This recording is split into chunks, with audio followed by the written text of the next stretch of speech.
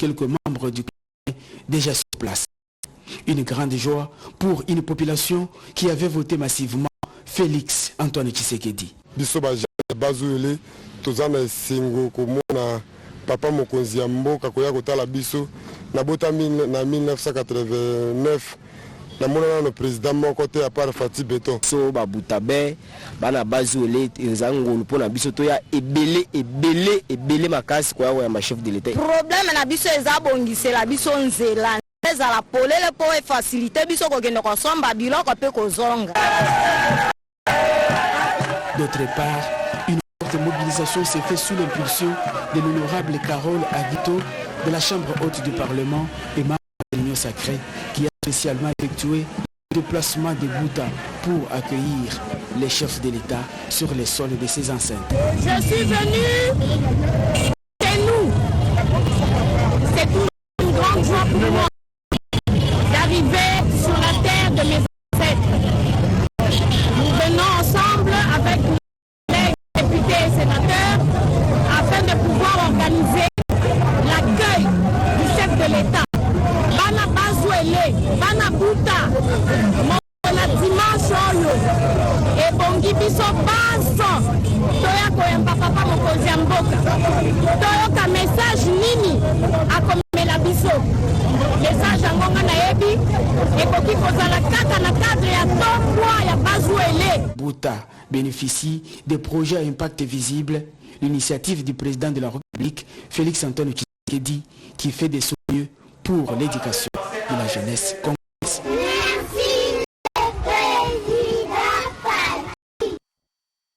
Retour à Kalemi dans le Tanganyika, ville qui accueillit la 24e réunion du Conseil des ministres présidée par le chef de l'État Félix Antoine Tshisekedi. Les comptes rendus avec les ministres de la communication et médias, porte-parole du gouvernement. Mouyaya suivait. Préoccupé par les inondations qui affectent sérieusement le quotidien paisible de toute la population de Tanganyika, le président de la République, à la suite de son itinérance et de ses échanges avec différents acteurs de tous ordres, a engagé les gouvernements à s'impliquer et s'y pencher avec des solutions urgentes à moyen terme afin que cette province, qui a un fort potentiel, soit relancée dans sa trajectoire de croissance et de développement. Sous la supervision de la Première ministre, le vice-premier ministre, ministre de Transport, les ministres d'État, ministres d'Infrastructure, le ministre d'État, ministre de l'Éducation, le ministre d'État, ministre du Budget, les ministres des Finances, le ministre des Affaires sociales, l'Action humanitaire et solidarité nationale, ainsi que le gouverneur de province de Tanganyika ont été chargés de procéder à un état des lieux exhaustif urgent de toute la situation afin que soit élaborée une feuille de route des actions et mesures de soutien de la part du gouvernement pour l'événement économique et social de cette province. Le président de la République a insisté pour que les activités scolaires soient redynamisées, qu'il y ait des études de faisabilité pour remettre les ports en activité et surtout qu'il y ait la réhabilitation, la construction des différentes infrastructures routières, ferroviaires et même lacustres. Il attend un rapport irrélatif dans le 30 jours. Le deuxième point porté sur la situation sécuritaire dans la province du Tanganyika, face à l'activisme de groupes armés résiduels de mouvements d'autodéfense contre l'occupation rwandaise et des protections de communautés dans la province de Tanganyika, qui s'illustre par des activités criminelles, des survies, le président de la République tient à tout mettre en œuvre pour sécuriser nos populations de cette partie du pays, ainsi que leurs biens, pour juguler cette situation d'insécurité qui s'apparente à celle qu'il a trouvée dans la province du Haut-Katanga. Le président de la République a chargé le vice-premier ministre, ministre de l'Intérieur, le vice-premier ministre de la Défense, le ministre d'État, ministre de la Justice, le ministre de la Pêche et l'Élevage, le ministre des Finances et le gouverneur du Tanganyika, ainsi que le commissaire général de la police nationale à concevoir et déployer une stratégie déclinant des actions sécuritaires répressives à mener pour traquer tous les groupes armés localisés dans cette province et imposer l'autorité de l'État dans la ville de Kalemi. Le ministre de l'Emploi, Travail ainsi que celui de la formation professionnelle sont instruits à envisager le plus rapidement possible la création des centres de formation professionnelle pour l'encadrement des jeunes désœuvrés dans le cadre de la lutte contre le banditisme urbain dans cette île. Et son séjour en terre égyptienne lui a permis d'entrer en contact avec les Congolais vivant dans ces pays. Les président de l'Assemblée nationale, Vital Kamerhe, était avec les diplomates congolais en poste au Caire en Égypte. Anim Balaka pour d'autres précisions.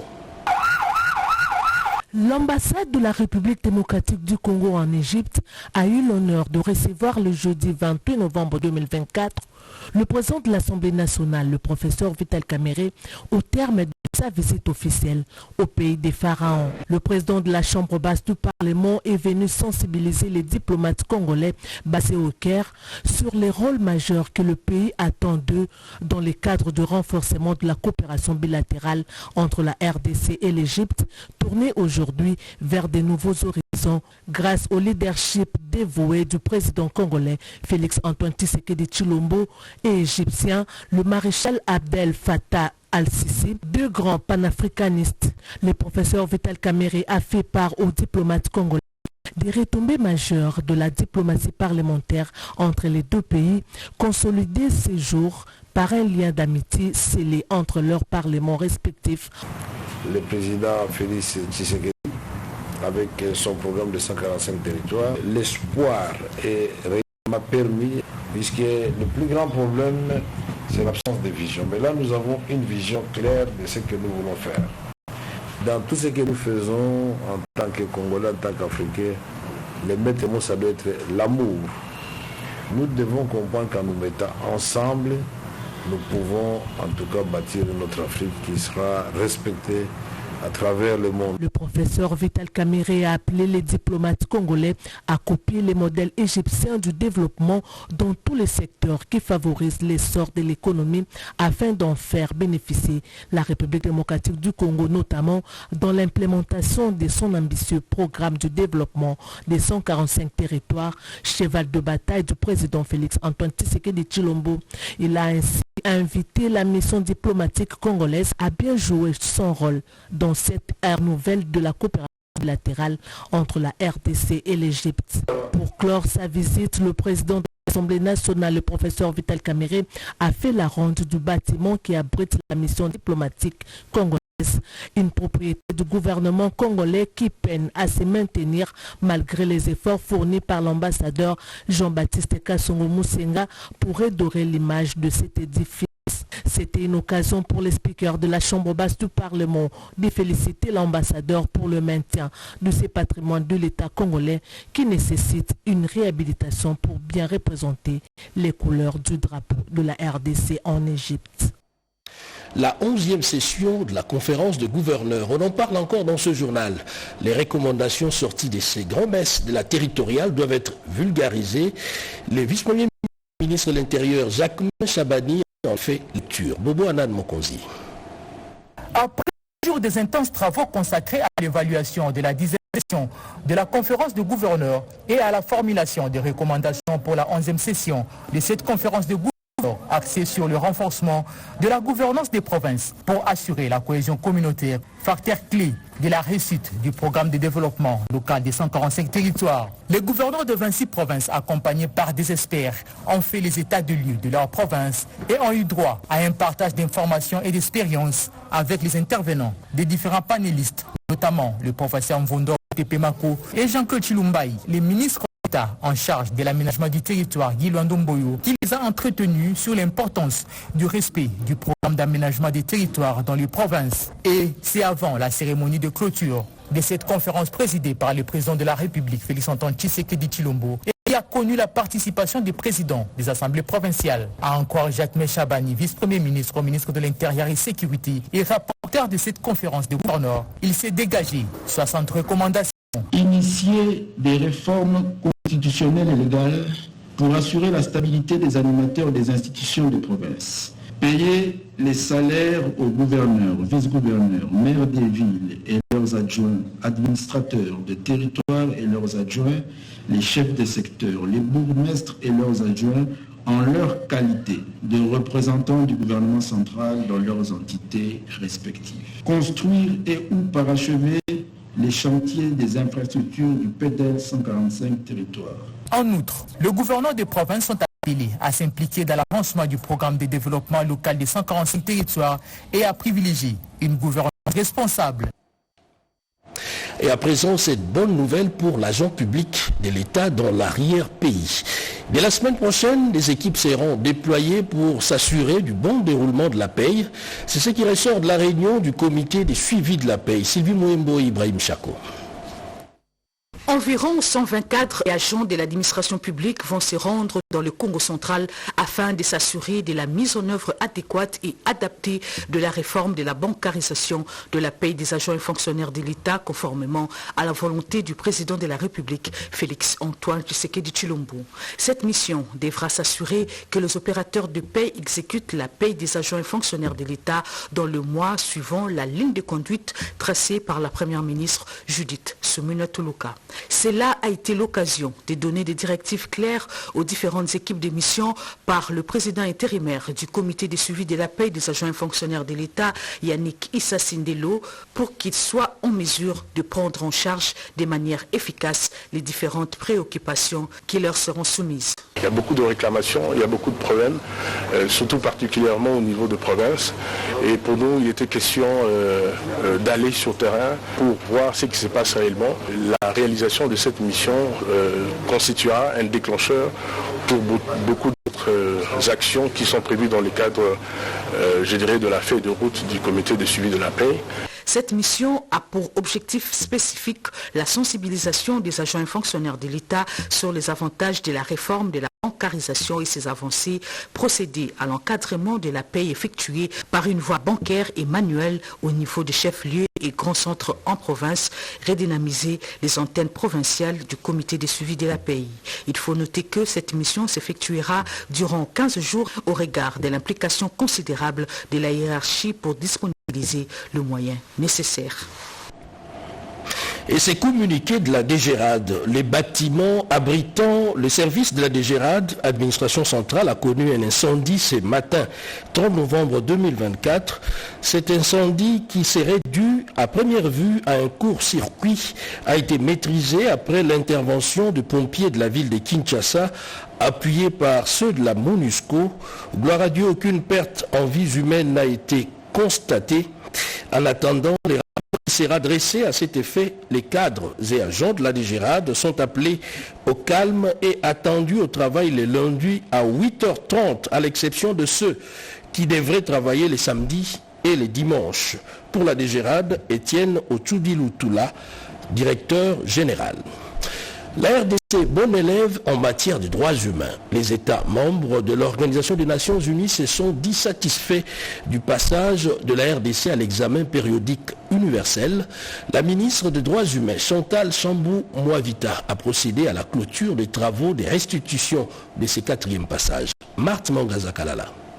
La tenue de ces travaux organisés sous le haut patronage du président de la République Félix Antoine Tshisekedi Tshilombo est une occasion pour le ministère des Droits humains, avec à sa tête Madame Chantal Chambou-Moavita, de présenter les résultats et les engagements pris par la République démocratique du Congo en matière des droits de l'homme. Le travail de tri de plus de 200 recommandations ayant trait entre autres aux droits des enfants, aux droits des femmes, aux personnes déplacées et autres sera activé par un plan de mise en œuvre et de suivi. Du 5 au 8 de ce mois, mon pays, représenté par les hauts responsables des pouvoirs législatifs, exécutifs et judiciaires, a dialogué avec la communauté des États, ayant à l'esprit les vues et considérations exprimées par écrit et par les entités de l'ONU et les parties prenantes. Les progrès réalisés sous le leadership de son Excellence, M. Félix Antoine Tshisekedi Tshilombo, président de la République et chef de l'État, et de son Excellence, Mme Judith Suminwa Tuluka, première ministre et chef du gouvernement, notamment dans les domaines du renforcement institutionnel et de la législation. La représentante du directeur des BCN-UDH, venue en appui logistique de ces travaux, a épinglé quelques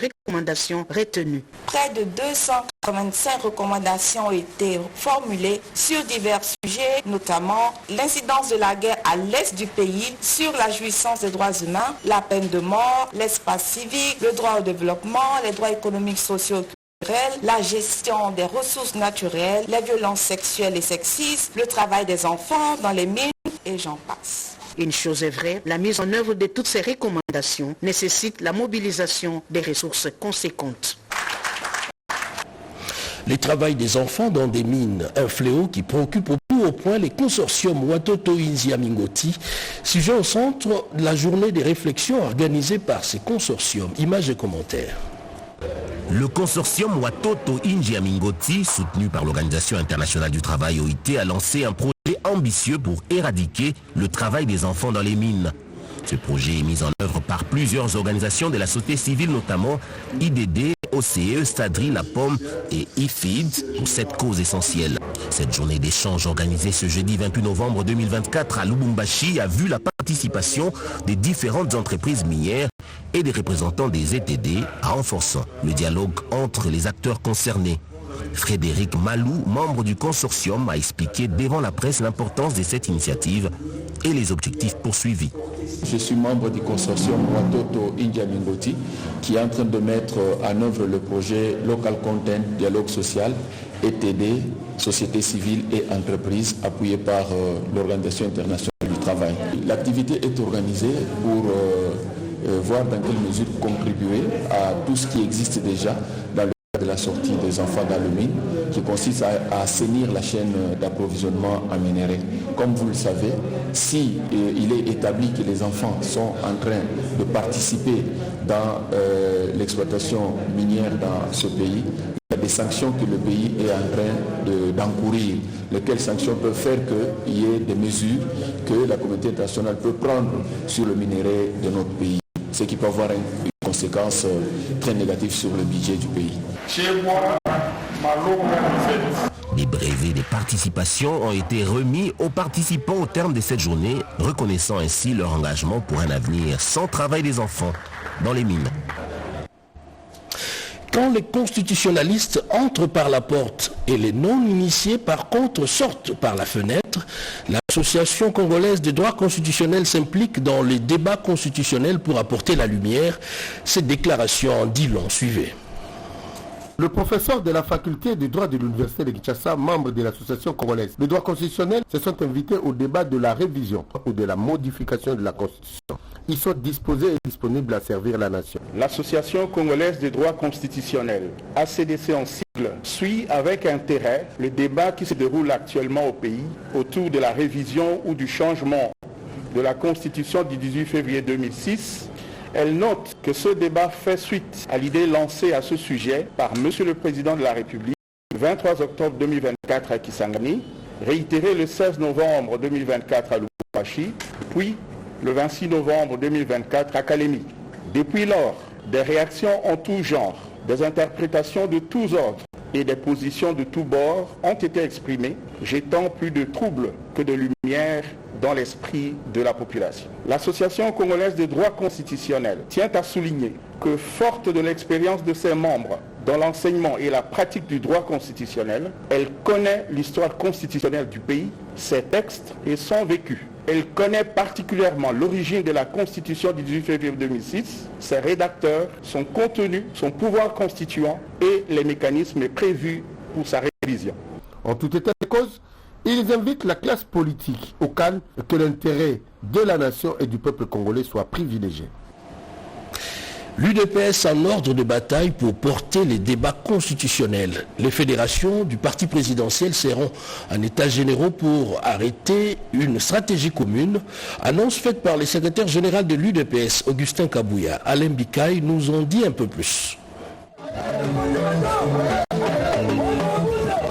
Sous la mobilisation du président du Parlement de Boubou Kassakabamba, les habitants des communes de Barumbu et Kinshasa ont répondu massivement à cette rencontre pour écouter le chef d'état-major politique de Félix Antoine Tshisekedi Tshilombo, Augustin Kabouya.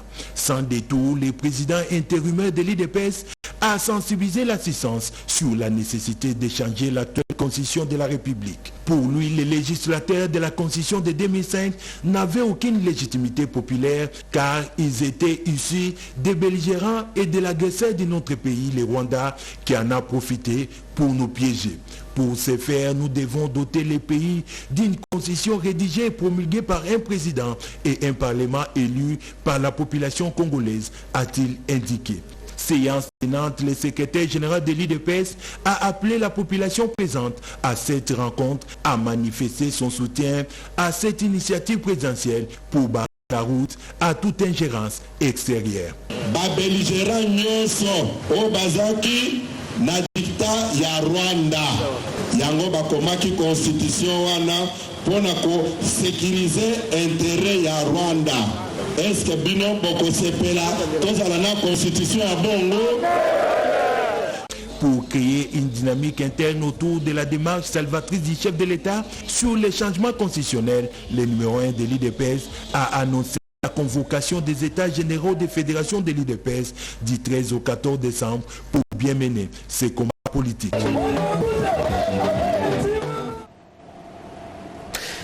Et dans la même logique, Action des Alliés pour la Convention s'aligne derrière les oui pour les changements constitutionnels. Les cadres de ces regroupements politiques l'ont dit au secrétaire permanent de l'Union Sacrée, André Mbata. Robert Ndaye. Avec 10 députés nationaux, des sénateurs, 16 députés provinciaux et 24 conseillers communaux, le regroupement politique Action des Alliés pour la Convention AAC en sigle constitue une force non négligeable au sein de l'Union Sacrée de la Nation. Le président Théo Azadi Moïla a conduit une forte délégation au secrétaire permanent de l'Union Sacrée. Le professeur Tokoumé Soumango exprime son soutien à toutes les actions du garant de la Nation, Antoine Tshisekedi Tshilombo, haute autorité politique de l'Union Sacrée. L'honorable Théo Kazadi est formel. Tout ce qu'il y a comme initiative venant du président de la République, sa qualité de l'autorité de référence de l'Union Sacrée, le regroupement politique a abassé avec ses élus, ses personnalités politiques, ses militants représentant le territoire national, soutiennent l'État sans condition. C'est la sensibilisation de la population jusqu'à la mise en place de la commission chargée d'étudier la question de la révision ou du changement de la Constitution. Le secteur s'en félicite. Nous sommes heureux de membres de l'Union Sacrée et notre haute autorité politique. Vous venez de le voir avec cette présence massive. Vous avez des hauts responsables de ces regroupements qui sont venus en fait renouveler leur engagement, le soutien et envers le président de la Ligue, toutes les activités qu'ils vont entreprendre. L'État a invité les politiques à suivre l'exemple. Et voilà qui met un terme à ce journal de 20h. Serge Merlin-Mata à 23h pour la suite de l'actualité. C'est faire à tous, surtout bon week-end chez vous ce soir.